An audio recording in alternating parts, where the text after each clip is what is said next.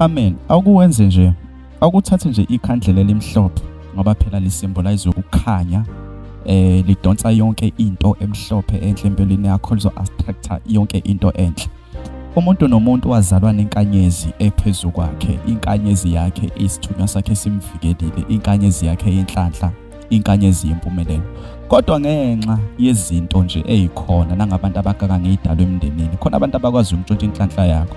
Wena namhlanje uyahlupheka ngenxa yokuthi le nkanyezi yakho ayisekho owuzalwe nayo. Angikhulumi ngabantu abazalwe bembethe, wonke umuntu uzalwe nenkanyezi yakhe ephezulu kwekhanda lakhe, eyingelosi yakhe emenzile okuhle, emlethele inhlanhla eza nezibusiso zakhe, emvulela inyanga inhlanhla. Kodwa ngenxa yezinto leyo nkanyezi yakhe ayisekho. Awenze nje nakathola ikhandlela elimhlophe njalo uma usuthandaza ntambama, usho nje lo mkhuleko, usho nangenhliziyo, usho kanye nami njengamanje, khona okuzokwenzeka empilweni yakho, khona okuzobuya. Distance is not a barrier, and nesikhathi le video efika ngaso kuwena ayisingxaki, ayisiyinkinga. Awenze nje awuvala umehlo. uNkulunkulu okhokho, uNkulunkulu obaba omkhulu, uNkulunkulu oyidalwa zonke, uNkulunkulu elembe leqamanye amalembe ngokwekhalipha, Shembe nyazi lwezulu Jesu Kristu waseNazaretha, uNkulunkulu uyise, uNkulunkulu indodana, nangu umlaleli wami-ke namhlanje. uNkulunkulu othe ingcwele, this is prophetic, ngelikamoya uNkulunkulu ethe ingcwele, ngiyabiza zonke iy'nkanyezi uNkulunkulu ethe ingcwele onamandla onke emazulwini, inkanyezi yanangombukeli wami, inkanyezi yanangomlaleli wami egameni likaJesu.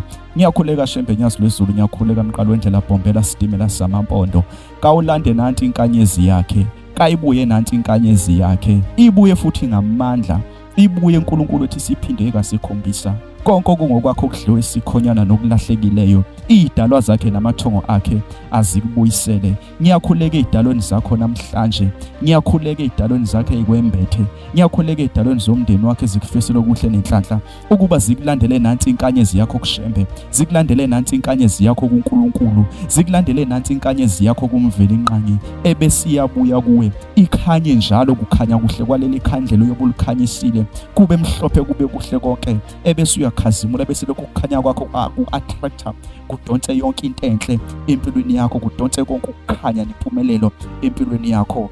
Buya nkanyezi yakhe, buya kukhanya kwakhe. Your star shall come back and shine brighter than ever, and shine brighter than before. Ithongo nesithunywa sakho noShembe nyazi lwezulu, uNkulunkulu umveli inqangi, umenzi wakho konke, akabuyise nanti inkanyezi yakho, ebese kuyakhanya kuba kuhle konke, egameni lamandla, egameni likaMkhulu uJehova uNkulunkulu othi osinqubela ko.